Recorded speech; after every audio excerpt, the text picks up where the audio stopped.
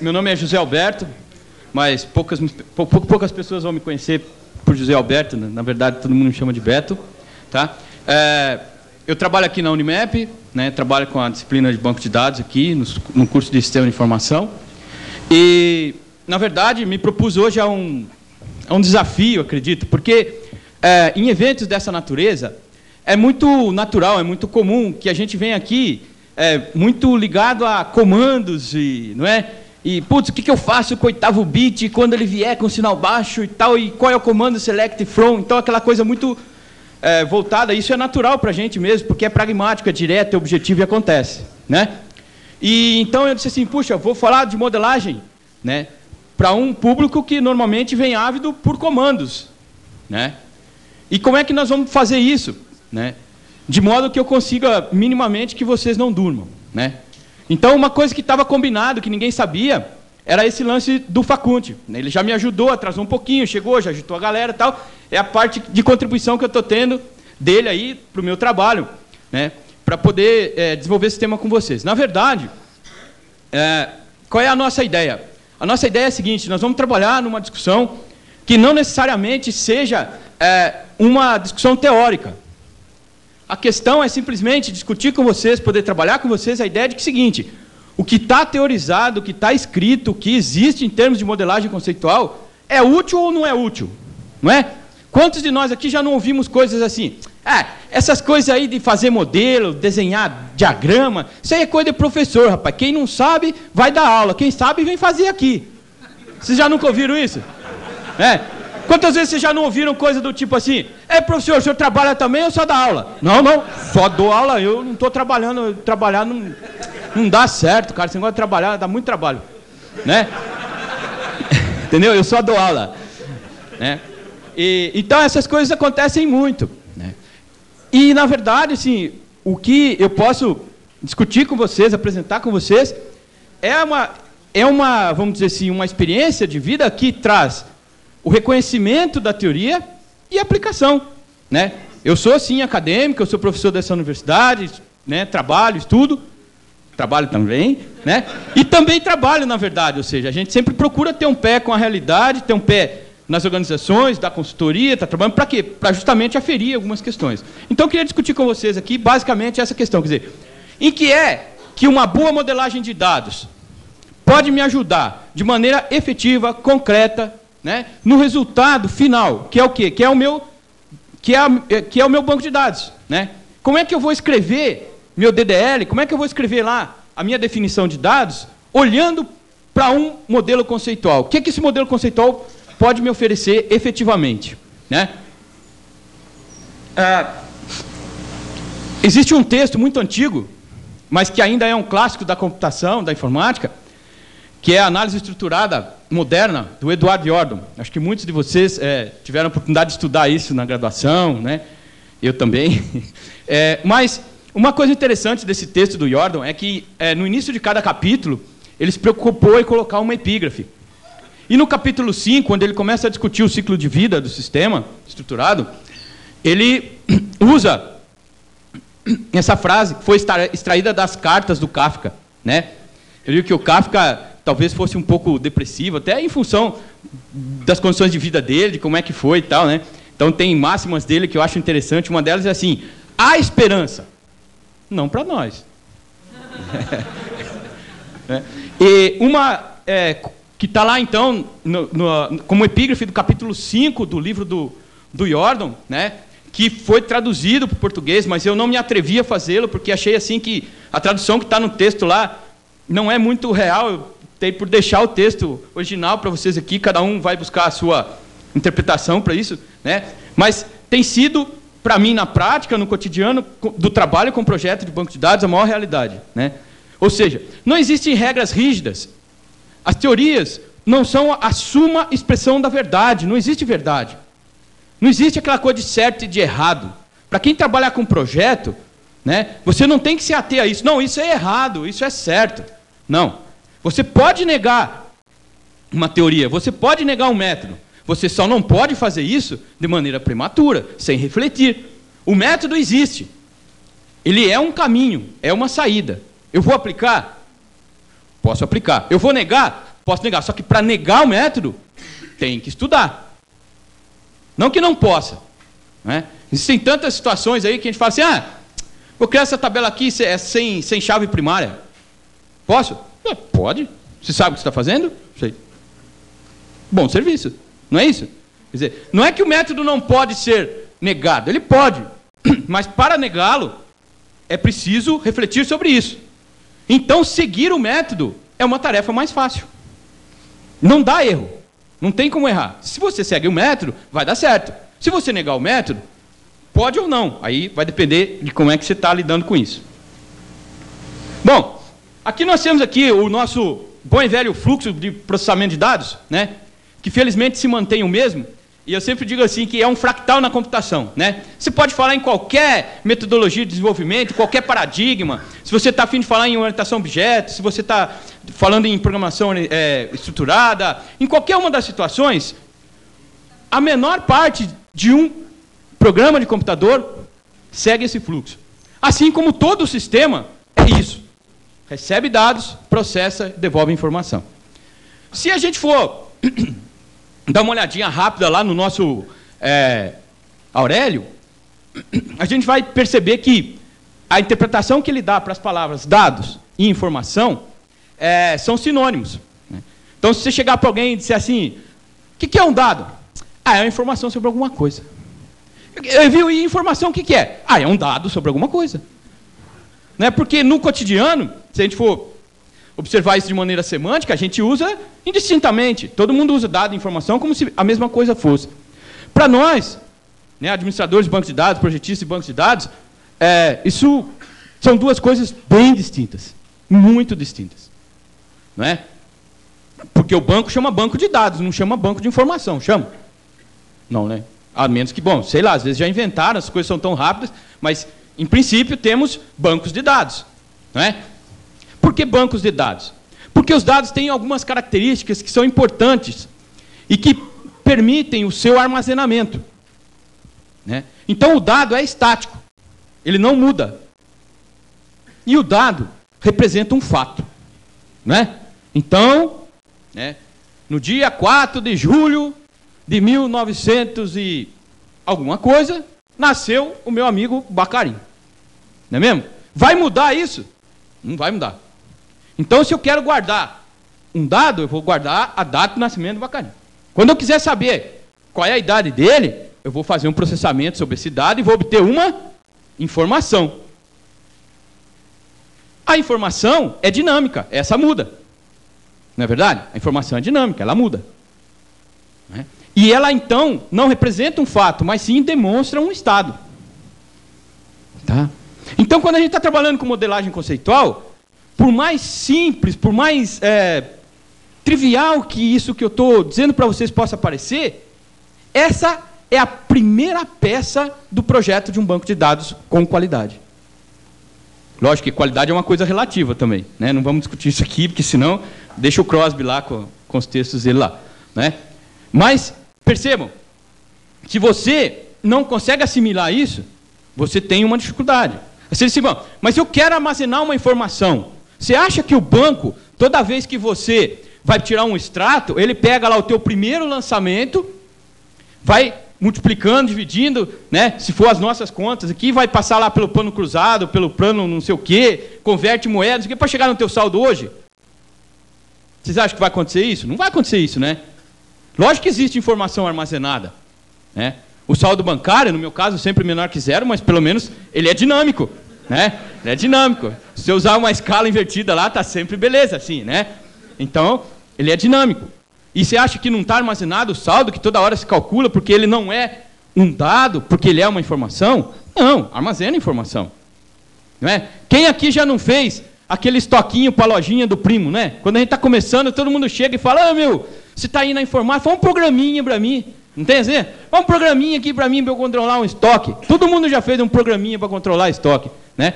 Eu também já fiz, assim, se eu ver hoje, acho que eu vou ficar com vergonha dele. Mas fazer o quê? A vida é assim mesmo. Todo mundo já deve se envergonhar de alguma coisa que fez. Não é? Pô, meu, beleza, o arquivão relativo do COBOL lá era a coisa mais linda do mundo. Né? Bom, então, Lá no estoque, a gente salva o saldo do produto. Por isso que ele nunca bate. Não é mesmo? Já perceberam ou não? 2 vezes por ano a gente faz o quê? Faz inventário. Bate o estoque? Tá aí a explicação. Ó. Por que não bate? O que é o saldo em estoque? Uma informação, meu. Não é um dado. O dado é a movimentação. Aí você perde alguma coisa da movimentação, o saldo não bate. Não é mesmo?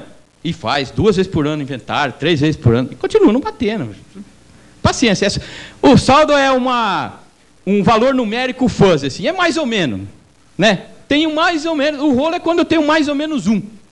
Que aí você vende, vai lá buscar, não está lá. Daí, problema. Né? Mas fora disso, mais ou menos 2, mais ou menos 3, mais ou menos 1000, não muda nada. Não é mesmo? Tá. Então a gente diz assim, esse é o parâmetro, é o pilar, é a base de um projeto de um banco de dados. Posso armazenar informação? Posso. Existe uma informação que ela, num contexto determinado, pode se tornar um dado? Por exemplo, todas as informações obtidas de um sistema operacional, vamos falar, o que eu chamo de sistema operacional? Aqueles sistemas que nós desenvolvemos para cuidar da operação das organizações. As nossas contabilidades, folha, financeiro e por aí afora. Né? Todos eles, as informações que eles produzem, podem ser entendidas como um dado num conceito de data warehouse.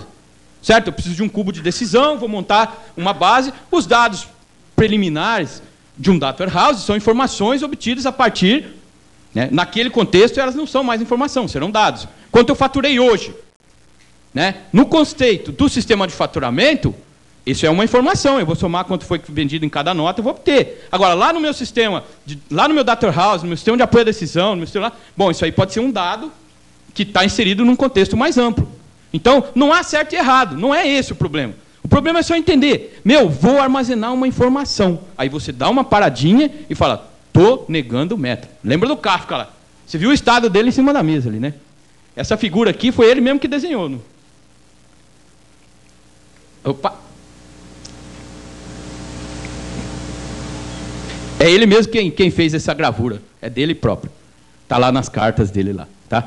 Então, quer dizer, vou negar o método? Vou. Pô, tudo bem, não tem problema. Dou uma paradinha, né? Observo se eu sei exatamente o que eu vou fazer e se eu estou preparado para pagar o custo disso. Tá? Outra coisa que pode ter em mente, assim, que é muito tranquila. Estou criando um modelo, estou estudando um projeto de banco de dados. Vou negar o método?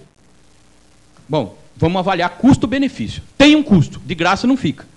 Não é? Se eu estou guardando uma informação, eu vou ter um custo de processamento para manter essa informação, não é, em condições de uso, condições válidas. Né? Porque se eu fosse fazer, por exemplo, o programinha do meu primo médico no consultório, né, e colocasse como dados do paciente a idade do paciente, o Baca estava com 18 ainda. Tá certo? Porque ele foi lá a primeira vez com 18, cadastrou lá e acabou. Né? Ou então tem aquelas soluções bonitas assim de analista. Você explica para a secretária que todo dia ela tem que ver quem está fazendo aniversário e atualiza a data do nascimento. Não é? A gente é cheio de fazer isso, achar que o problema é dos outros. Deu pau aqui. O que aconteceu aí? Ah, mas você apagou esse registro. Eu apaguei. Mas não podia ter apagado. Mas quem falou? Eu apertei del, ele sumiu. Não é? Problema seu, velho. Se você não quer que ele apague, põe aquelas mensagens que deixa o cara muito louco, né? O sistema amiguinho. Ei, amiguinho, você está preparado para essa operação? Agora vamos sacar um registro. Aí você diz, tá bom, apaga o registro. Você está certo que é isso mesmo que deve acontecer? Sim. Olha, estou prestes a excluir um registro. É, legal pra caramba isso. Né? Aí você fala, bom, então, agora exclui, né? Pelo amor de Deus, senão não dá. Preciso trabalhar. Não é isso mesmo? Não é assim que funciona? Estou prestes a excluir um registro. Você está certo o que está fazendo? Faz isso. Pelo menos, né? E se não pode, não deixa. Você não pode fazer isso. Ponto, acabou. Agora, se deixa, depois vai reclamar que ele fez, aí já era, né? Eu acho que a segunda questão importante na modelagem de dados é o reconhecimento de que nós trabalhamos com camadas de abstração. Tudo que nós fazemos, pessoal, é abstrato, não é verdade? Nada é concreto, porque ninguém aqui está malhando sinais elétricos ou ópticos, nem magnéticos. Que seria, vamos dizer assim, algo concreto. Dali para cima, tudo é abstrato. Tudo é abstrato. não é? Quando a gente fala numa representação de um caractere, nós estamos falando de alguma coisa abstrata. Então, nós temos que ter uma capacidade muito boa para abstrair as coisas. Não é? E eu acho que uma das coisas que nos prejudica no projeto é o não reconhecimento de que existem duas camadas muito relevantes para nós no processo de projeto de banco de dados. Que é a primeira camada, que vocês estão vendo ali, a mais alta camada de abstração, né? Que é a chamada de camada conceitual de abstração. E aí a camada lógica, que é a camada onde a gente efetivamente produz o nosso projeto. Né? Nós observamos o comportamento de um ambiente, e aí, após a análise do comportamento desse ambiente, nós vamos trazer esse comportamento para os limites e restrições impostos pelo nosso mecanismo de implementação. Não é? Então, isso aí foi definido lá no DBTG, lá, Database Task Group, em 1973, lá, né, da Codasil, né, do evento lá. E então trabalhamos com 3 camadas básicas aí no projeto Banco de Dados. Primeira camada ali mais alta de abstração, né, é a camada conceitual. Ela é então o momento em que nós vamos observar o comportamento das coisas sem ter nenhum tipo de preocupação com o mecanismo de implementação. Né? Isso é difícil, porque à medida que a gente desenvolve um senso prático para as coisas, você olha para o mundo e começa a enxergar tabelas. Você não consegue mais entender o mundo como ele é.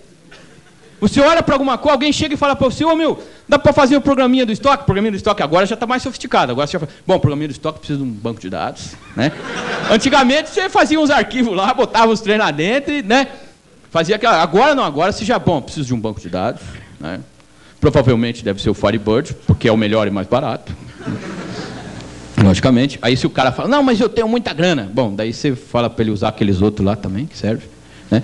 Mas, de qualquer forma, você vai pensar, e você olha para o problema já olhando tabelas. Você não consegue entender o que está acontecendo ali. Ah, isso aqui, ó, tabela de pedido. Aqui, bom, aqui é cadastro de produto. Você olha para aquilo no mundo já que a gente chama de camada lógica, que é a camada de implementação. Né? Agora, se a gente fica muito marcado nesse processo, a gente corre alguns riscos. Um deles, por exemplo, é de não ter modelo relacional de dados. Poucos de nós aqui passamos por um processo de migração. Acho que a grande maioria de nós aqui, né, é fruto do modelo relacional. Né? Mas existiram outros modelos. Né? Entre nós, por exemplo, aqui, tem um ex-professor meu aqui que era especialista na época em modelo relacional, em modelo hierárquico, em rede. Salve o Adabás, né, Edu? Olha lá. Fica catando ponteiro lá, quando perde dá trabalho, né? Hexadecimal e tal. Né? Então, já existiram outros modelos de implementação, mas a gente acaba focando na ferramenta de implementação que a gente tem, sem se preocupar em entender um pouquinho como é que funciona o ambiente que eu quero modelar, onde é que eu quero chegar, o que eu estou fazendo. Né? Então, a ideia da modelagem conceitual é fazer uma abordagem de entendimento do problema, acho que isso é importante. Lembrar que a modelagem conceitual se aplica em situações em que nós vamos trabalhar com análise top-down. Né? Essa palavra aí não foi só para, né, top-down. É que é o seguinte, podia colocar umas palavrinhas em inglês aí, né, Facundo, para dar uma...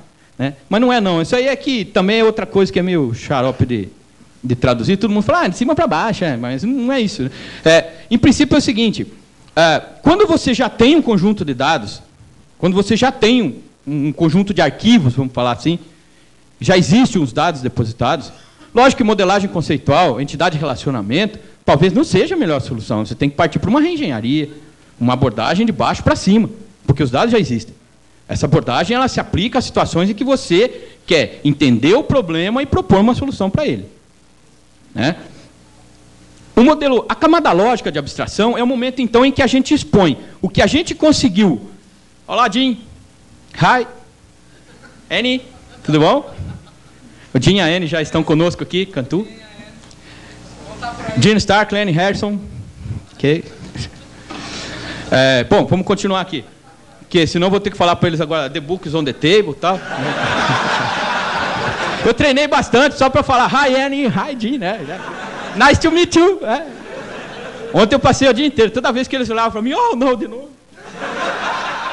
Aonde eles iam, se eles iam chegar, eu já estava lá. Oh!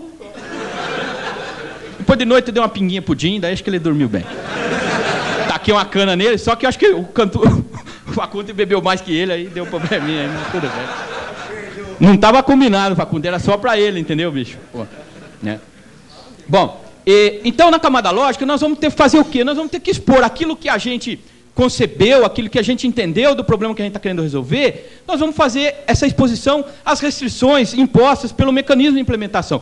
Todo mecanismo de implementação que a gente vai usar, ele impõe algum tipo de restrição para poder funcionar bem. Não é? Então, se a gente usa o modelo relacional de dados como mecanismo de implementação, nós vamos se subordinar àquele conjunto de regras do modelo relacional. Nós só temos tabelas para armazenar as coisas, não é? Cada tabela tem uma estrutura pré-estabelecida, né? Não pode ter duas colunas com o mesmo nome, tem aquele conjunto de restrições que nós não vamos aqui, não é? Então, nós vamos ter que expor aquilo que a gente capturou conceitualmente, né, para um problema específico e um conjunto de restrições específicas, né? Bom, aqui, ó, como vocês sabem, a ferramenta mais tradicional, tem aqui né? A técnica mais comum para modelagem conceitual de dados é a proposta do Peter Shane, em 1976, que é chamada modelo entidade e relacionamento, né? Aí, às vezes você ouve coisas assim, ô Beto, você tem aí o MER do problema? Não, o MER eu não tenho, tem o DER, serve?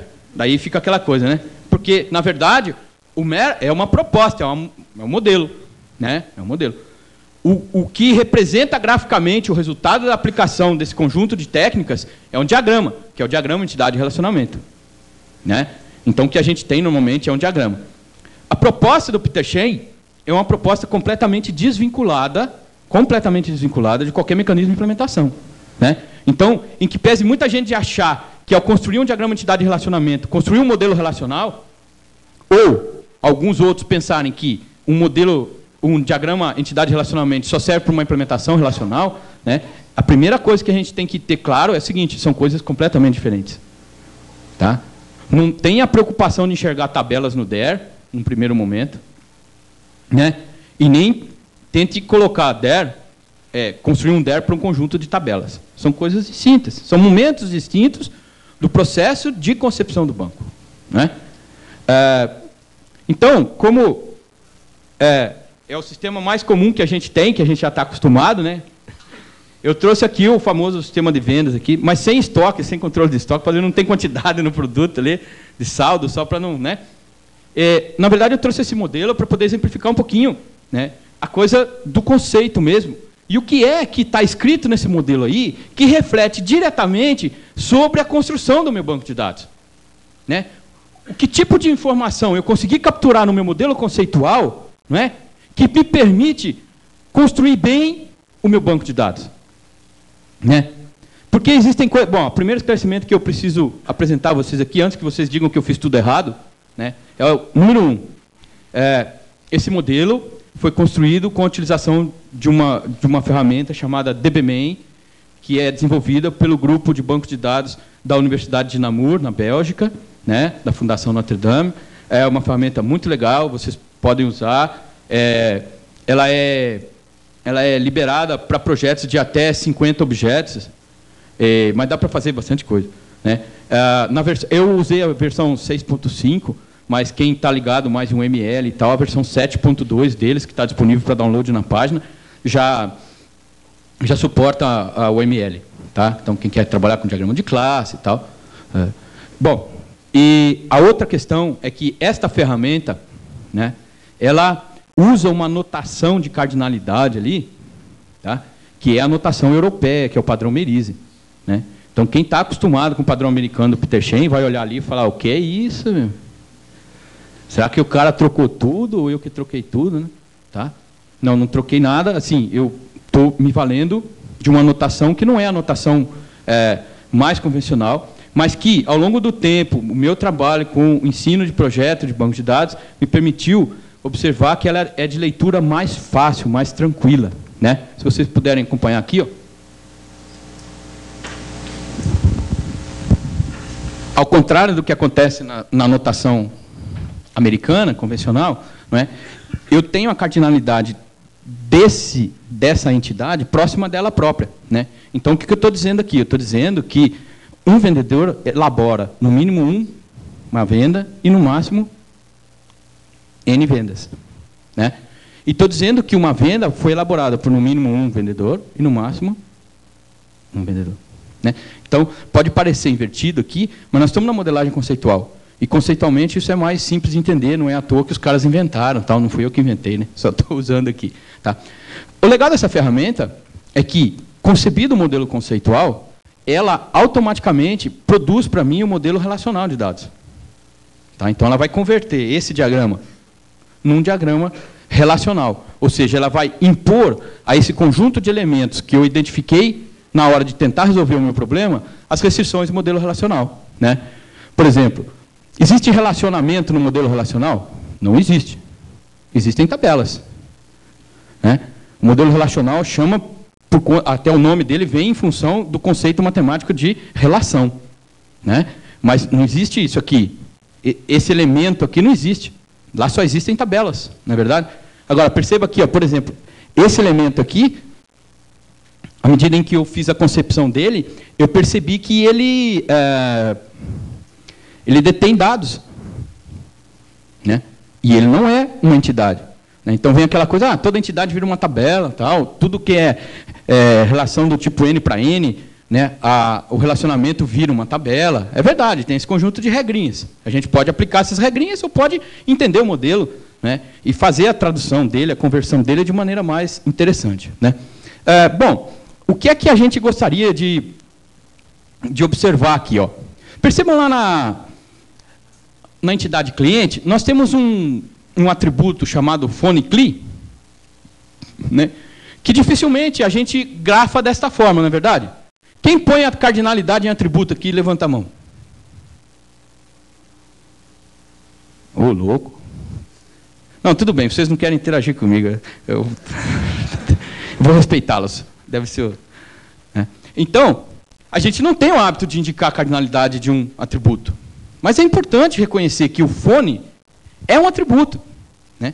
Para muitos de nós, quando estivéssemos trabalhando com a questão, ia falar assim, olha, hoje em dia, todo mundo tem muitos telefones, né?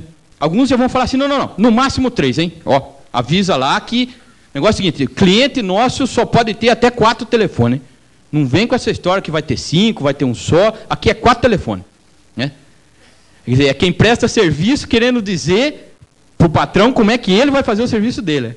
Né? Acho que a primeira parte importante do projeto de banco de dados é reconhecer que nós somos prestador de serviço. Acho que essa é uma parte bem interessante, assim, para começar bem as coisas.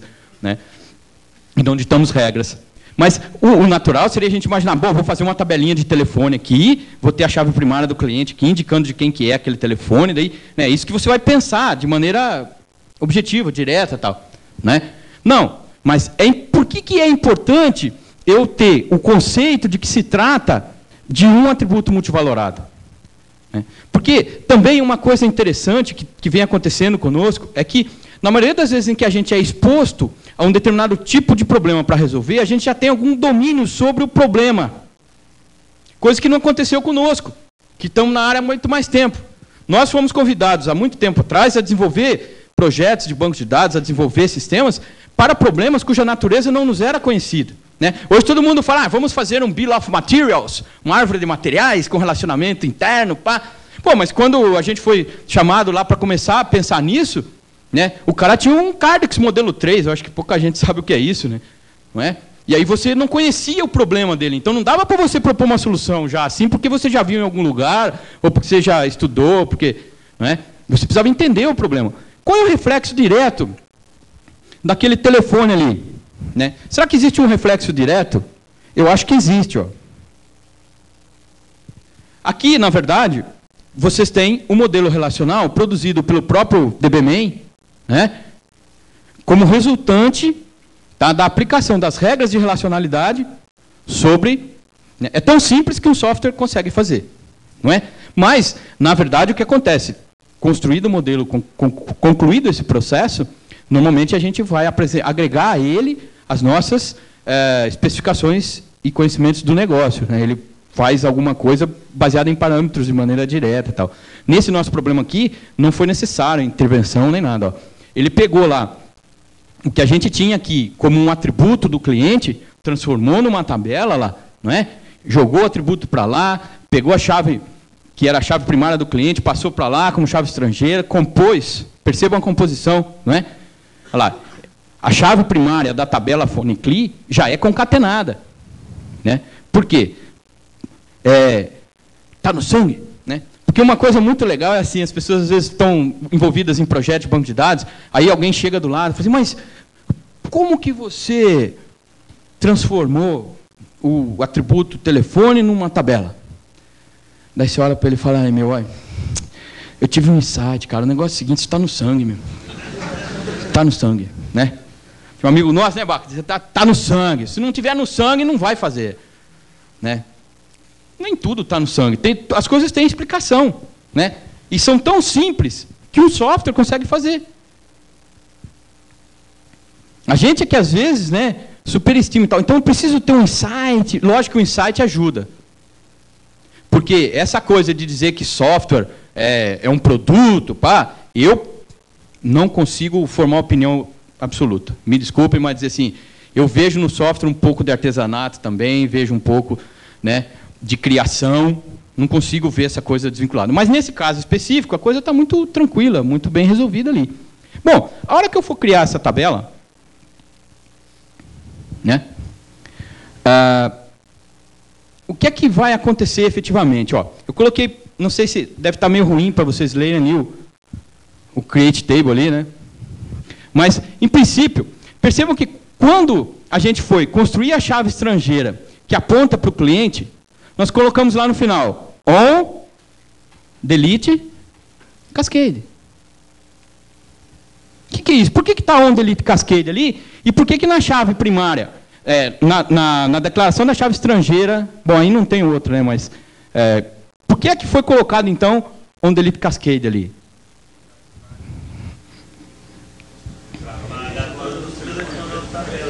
Isso, perfeito, mas é preciso ter uma iluminação, é preciso ter um insight, né? O que é que naquele modelo conceitual me permite concluir isso? Olha lá, ele era um atributo do cliente. Então tá automaticamente entendido que se conceitualmente isso se comporta, como a mesma coisa, eu tenho que, ao implementar, dar a isso o mesmo entendimento. Portanto, tudo o que acontece no cliente deve se propagar para o telefone. Então, se eu chegar aqui e desejar excluir um cliente, eu não posso oferecer para o meu usuário final a seguinte mensagem: você violou a regra de integridade de segurança de chave estrangeira, porque você está desejando remover um cliente para o qual existem telefones. Não é isso? Você pode falar isso? Não pode. Por quê? Porque, putz, a resposta mínima que o teu usuário poderia te dar é dizer assim, pô, eu sei que o cara tem telefone, e daí? Não posso pagar porque ele tem telefone? Né? Nem que seja da Telemar, meu, não tem essa, entendeu? Aí tem que, não é mesmo? Pode, não tem essa. Tá certo? Porque o comportamento indica isso, né? Uma outra situação de cascade aqui, ó. O compor vai virar uma tabela, não vai? Olha lá. Né? Por que ele vai virar uma tabela? Porque ele está indicado ali no centro de um relacionamento de tipo muitos para muitos. Não é verdade? Então ele tem que se estabelecer enquanto tabela. Aqui nós temos várias restrições de chave estrangeira. Na verdade temos duas. Na primeira, né, está indicado on delete cascade. Na segunda não está. Certo? O que aconteceu ali? Foi um insight? Nossa, meu cara esse cara ficou com os americanos ontem, chegou lá e já adivinhou que tinha que ter um delete cascade ali. Ou está escrito no modelo conceitual isso?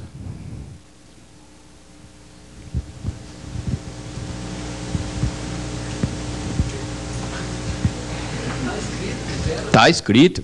O que está escrito lá? Né? Meu chefe me ajudou ali, lá, ó.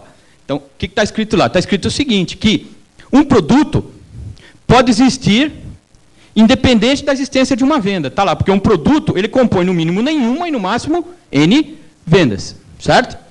Agora, do lado de cá, o que está escrito? Está escrito assim, ó, que uma venda ela é composta de no mínimo um e no máximo N produtos. Portanto, não pode existir uma venda sem que pelo menos um produto esteja presente naquela venda. Certo? Então, por isso que está escrito ali. Quer dizer, a composição e a venda, elas têm conceitualmente, né, o tratamento de algo único. Né? O que eu já vi de analista querendo explicar para vendedor que nota fiscal são 2 tabelas, eu fico louco, rapaz, não acredito. Veja bem, ó, tem o cabeçalho e tem o detalhe, entendeu? Aí quer explicar para o cara que tem 2 tabelas, que tem um relacionamento, né? E quando você cadastra um pedido assim, já aparecem uns 10 itens para ele. Já aconteceu isso com vocês, não? Eu já vi. Sabe o que é? O cara pagou só o master. Né? Aí ele recadastrou, já veio o detalhe pronto, já chegou pronto o pedido. Já, né? É. Parece umas cotações por aí. Né? Então, já veio com tudo pronto. Né? Não, o modelo conceitual nos permite observar isso. Né? Nos permite ter esse tipo de preocupação.